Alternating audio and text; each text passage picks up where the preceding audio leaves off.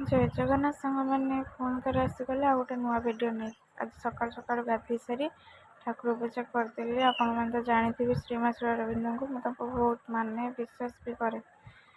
ପୂଜା ସରିଲା ପରେ ମୁଁ ରୋଷେଇ ଆରମ୍ଭ କରିଦେଇଥିଲି। ଆଉ ଆଜି ଆଇଟମ୍ରେ କରିଥିଲି ଡାଲମା, କଲରା ଭଜା। ମୁଁ ଜାଣିନି ଆପଣମାନଙ୍କୁ କାହାକୁ ପସନ୍ଦ କି ନ ପସନ୍ଦ, ମୋତେ ଭଲ ଲାଗେ। ତାପରେ ଆରମ୍ଭ କଲି ମୋ ପେଣ୍ଟିଂ। ଜଗନ୍ନାଥଙ୍କ ପେଣ୍ଟିଂ ଆଜି ଷ୍ଟାର୍ଟ କରିଛି ୱାଲ୍ରେ।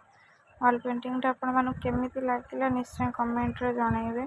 ଆଉ ମୁଁ ତ ଚାହିଁବି ଆପଣମାନଙ୍କ ସପୋର୍ଟ ମୋ ସାଙ୍ଗେ ରହୁ, ଆପଣମାନଙ୍କ ଆଶୀର୍ବାଦ ରହିଲେ ମୁଁ ବହୁତ ଆଗକୁ ଯିବି। ତ ସେଥିପାଇଁ ଯେତେ ମାତ୍ରାରେ ହେବ ମୋ ଭିଡ଼ିଓ ଆପଣ ସେୟାର କରିବେ, ଲାଇକ୍, ସବସ୍କ୍ରାଇବ୍, କମେଣ୍ଟ ସବୁ କିଛି କରିବେ।